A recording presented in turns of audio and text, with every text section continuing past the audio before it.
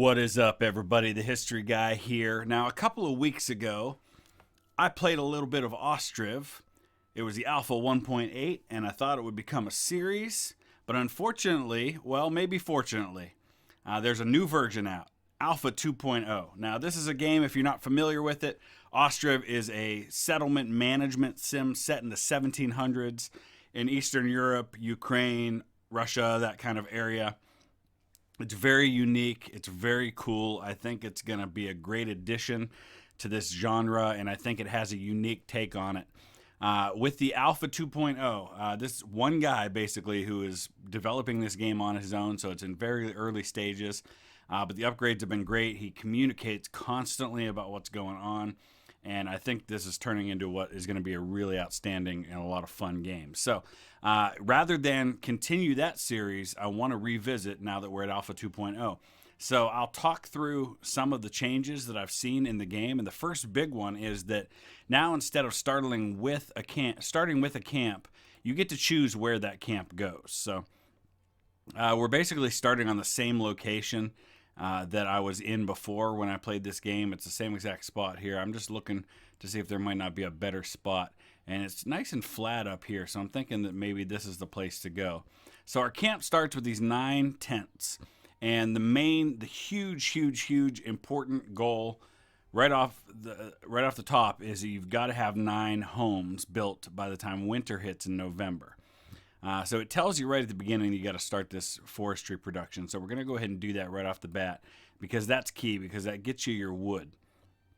Without wood, you're kind of stuck in the game. So like a lot of these production sims, it's really important to do things in the proper order, because if you don't do them in the right order, then you run out of those supplies. So forestry is key, and then afterward we need to start the houses, but we're also going to need to eventually have thatch because we need that for roofs. So I'm going to put the houses kind of right here. I'll get at least one of them started, but then production-wise, we're also going to get that clay pit going, which is a key to this. I'll put that over here on the other. Well, no, we'll put it close to where the houses are going to be. The clay pit is needed, and then production with the thatchery, which is right here, and they require reeds, which are down here. So we're gonna put that kind of close to the water. I think this looks like a good spot right there, and that's about all I need to do. There's enough food to get us through the first couple of years. So that the real keys are getting the forestry going. I'm also, once those are built, I'm actually going to lower wages because this money's only going to get me so far. And eventually I'll be able to trade and make money. But to get me started, I want to keep wages low just so I can make sure that I can stretch this budget as long as I possibly can. So one of the things you'll notice if you've played this or you've seen my other videos is that the interface is completely different. It's beautiful. I had no problem with it before, but it's much nicer now. You can see we've got these color pictures now showing everything rather than kind of real kind of black and white two-dimensional type things. You'll also notice with the map, when we get to that phase where you can look at the regional map and look at other settlements, the world map here, you can see this has got a lot more color to it, a lot prettier. There's some new features as far as the products that you can produce, and I'll talk about that as we go along. Right now here, the key is to get some workers going. And you can also now plant trees as the forestry. I can actually designate a little area here for them to plant trees. That's not necessary right now just because we've got all these trees, but once these are gone, I can do that.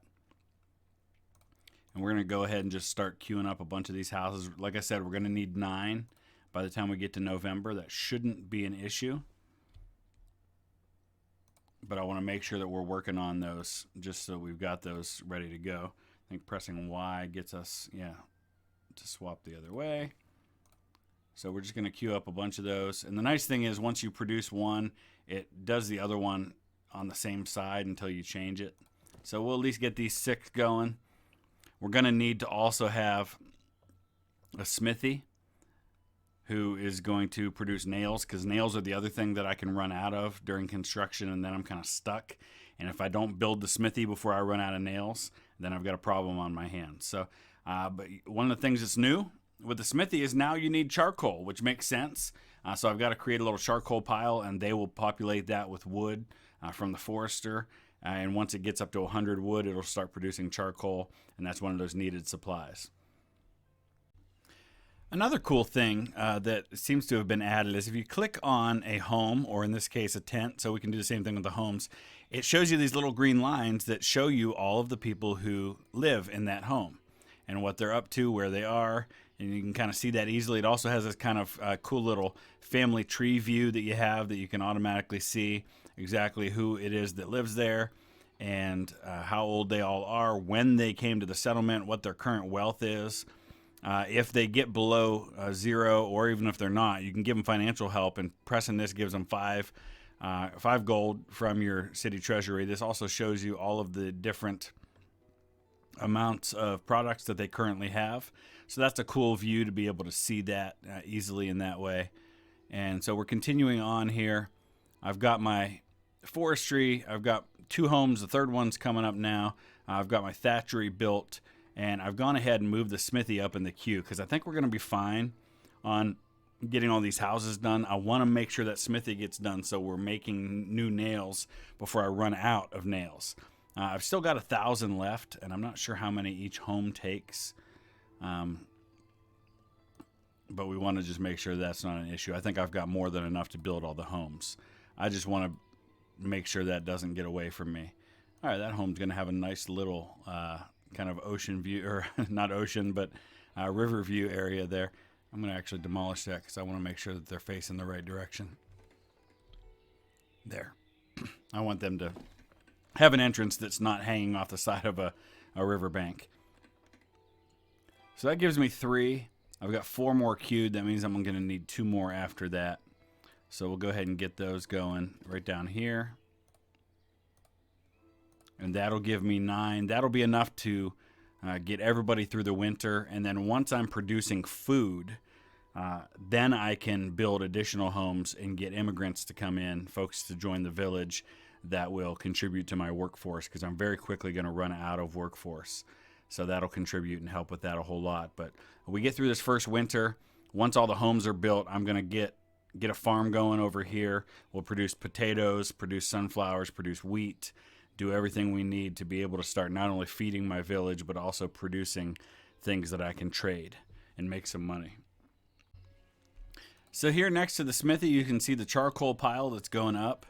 And what's going to happen is folks are going to be bringing that stuff in. And once this firewood amount hits 100, it'll start burning, and it'll be used to produce charcoal, which will then be used to do the necessary work for the smithy. So that does require a lot of your firewood, though. So you got to make sure you got enough people working in the forestry producing. See, all my firewood's gone already, producing that. So, and they don't have enough yet. So that's a big problem right off the bat that I've got to make sure that I deal with. Right now, most of my folks are builders, because I've got to make sure that I get those buildings done. I've got 5 homes done. We're in the middle of June. I'm really not too worried about the time frame right now. So I think I'm going to go ahead and remove one of those workers as a builder. And it looks like now they're going to go over to the smithy, which doesn't really help me right now until we hit 100 firewood. But once we do, that'll start the charcoal. I'm going to just stick around with that for a second. I want to let you see that. There it goes. Now the charcoal is started, and you can see the smoke rising. Just little things like that just really excite me. The cool little things like that just add to that, and how they actually show you the buildings going up. There's just a lot of attention to detail that I really appreciate. And if you slow it down, you can just kind of see these folks actually building these homes. And it's just a cool thing. And you can see the graphics have actually gotten better on the homes themselves. I'm really excited about this game. All right, our last house is about to be complete right here at the end of August, and we will be set for the winter, and all buildings will be caught up. And that'll allow me to start working on other needed items such as fishers and, of course, the farm, which is kind of the big one that I want to work on right now. So I'm actually going to go ahead and get the process of farming going here. So we'll get the farm built, and as soon as the farm's built, then I can lay out my fields. I'm actually going to lay out probably 5 or 6 of them, because what will happen is I'm only going to be farming on 3 at a time, but then those use nutrients just as farms really do. And that's really cool because you don't see a lot of games like this that take that into consideration. The need to rotate crops, the need to allow a field to lie fallow for a season. This does that. So those are all things you have to plan into your farming. So we're going to do that as well. And we'll start by producing food that is needed, which we can then turn around and sell and then eventually trade as well. And let's check on the foresters and make sure, yeah, we got a little bit of firewood now. We just got to make sure that there's enough firewood to get through the winter. So that's kind of the key there. Once the farm's built and we do all of that, then we focus on fishing. So that'll involve a couple of different things. That'll involve building, first of all, the fishing dock, which I guess there's not really any better place than another here. I'm thinking, though, I might go right down in this area. So there's a fishing dock, but of course you can't fish without boats, and you can't have boats without a boatyard. So we're going to have to also build that. So those things are going to come right after this farm is complete, which we're going to see here in just a second. It's the end of September. So nothing's going to happen with the farm until next year, but we can at the very least, no, we're not going to order a plow because we don't have any plows yet. We're going to add some fields. So we'll get a field going here. I'm going to make it as big as I possibly can, and it tells you when it's too long. Yeah, okay.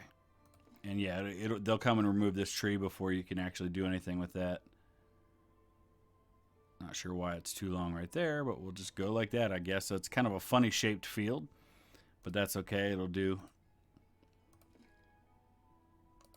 And then we're going to get our second one going here.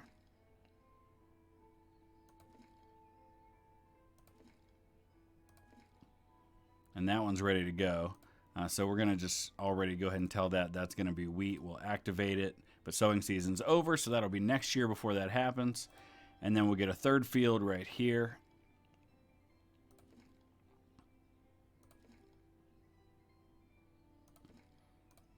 And that one's going to be sunflower, because then we're going to be able to use that to turn around and make oil. So we're going to do potatoes, sunflower, and wheat. And then we'll rotate. We'll do additional fields that'll lie fallow, etc., etc. And we're into October, so winter is coming. There's your little Game of Thrones reference for the day. Okay, we're into November now, and I guess winter doesn't come till December. So we're going to get our workers going in the boatyard because we're going to need some boats. And I do have an order for 3 boats that they're going to begin producing here. I don't think they'll do those during the winter, though, so we may have to wait until spring for those to be produced. But we're going to leave the boatyard at 100% income, which means that that'll be kind of first priority for workers. But I think we have to wait until spring for that to be produced. Oh, it's December, and here come the winds of winter. And I love the fact that now there's snow falling, and eventually the ground does get covered in white, but it isn't happening right away. We have to wait for that snow to fall to make it happen. So just little things like that that really just immerse you in this game that I'm really excited about. So we're going to ride out the winter. A bunch of our laborers are carrying supplies to the boatyard so that they will have the wood that they need to build boats when the time comes, but that's going to have to wait, as I said. So now we're just kind of riding out the year, and it looks like everybody's got what they need to get by. They've got their firewood, they've got their food, and when spring comes, we will be ready to start working the fields. And I'm going to make sure we have absolutely enough workers to do that. I don't think that there's really anything for them to do right now. They're just all kind of chilling in the farm area. And I probably could have waited until spring to hire them, but I wanted to make sure they were ready to go as soon as that time comes. The spring thaw has arrived as we end February and enter into March of 1722. And the farming will now begin, and you can see the folks are out there already planting the potatoes. They're sowing. Of course, eventually we'll want to have plows for that, but we're not at the place yet where we can produce plows. but we'll get there. The other thing is I need to start thinking ahead to what I do with the wheat. Can't do anything with the wheat on its own. We need to turn it into something, which of course means flour. So we're going to get our first windmill going. I actually think I'm going to want 2 of those, so we can produce double the flour. So we'll get those going right there. We're also building a couple of extra homes, so we'll have places for folks to move in once we have food for sale, because that's the only thing keeping us from having more workers.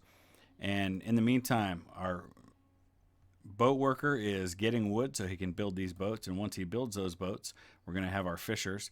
Looks like he's already completed his first one, but right now we don't have anybody down there working the docks because we just don't have the jobs available. So what I'm going to do is I'm going to cut down on the number of builders. None of these buildings are absolutely essential right now, so we can go down to just 2 builders, and that frees up one of my workers to do something else. I'm also going to fire my thatcher and get that person working on something else too. So doesn't look like it's going to be fishing though, so I really need some people to fish. Oh, I hear they might be coming now. I got a warning that my carts were wearing out. You can see they are in pretty bad shape. So I'm building the carpentry so that we can deal with that. And conveniently, the carpentry is right next to our cart stall where we keep those parked.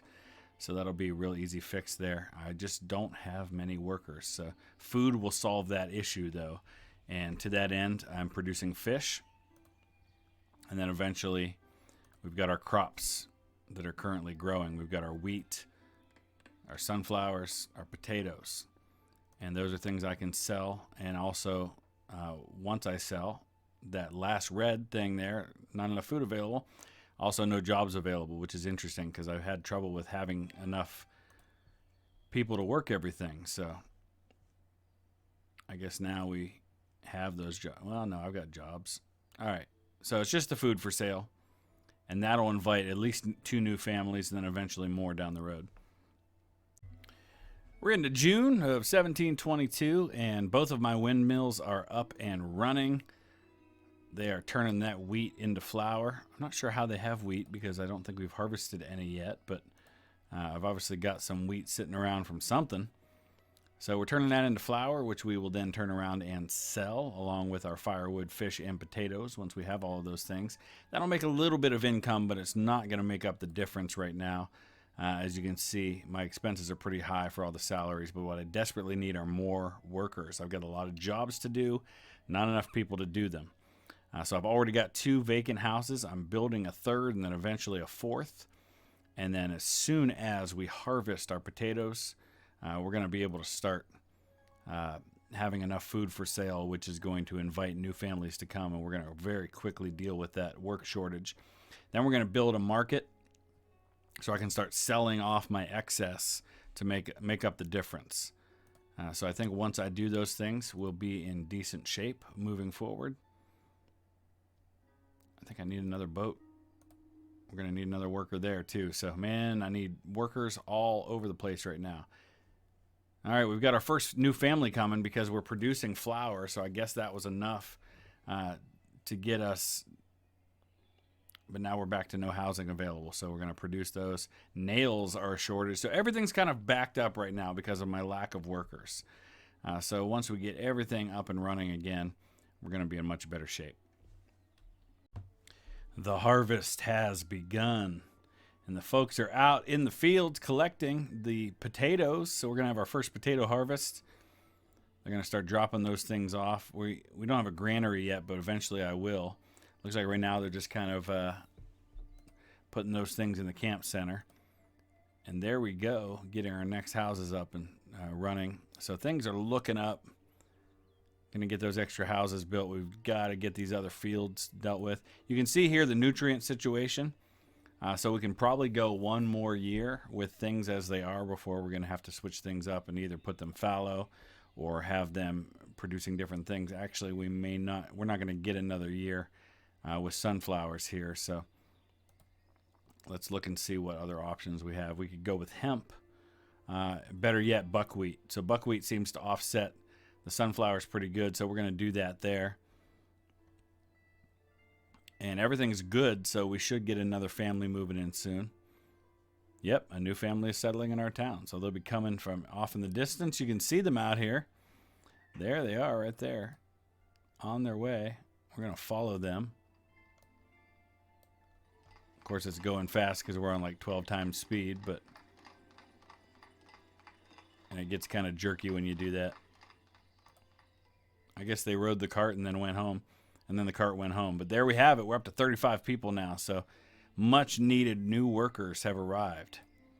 And we've got workers in our windmills. We could actually go ahead and fill that vacancy maybe.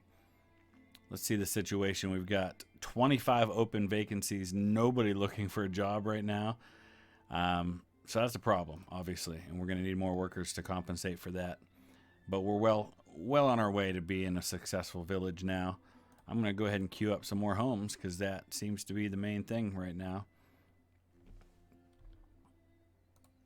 So we've got 2 more being built currently. Then we're going to have to, I think about... we need trade. So we're looking at a trading post. And let's find a good spot for that. Inaccessible over there without a bridge. All right. We can go ahead and build it down here. I don't need that to be too super close to everything else. There's our wheat harvest. Now, once the sunflowers are harvested, I'm going to need something to do with those. So we're going to need an oil workshop to turn those sunflowers into oil.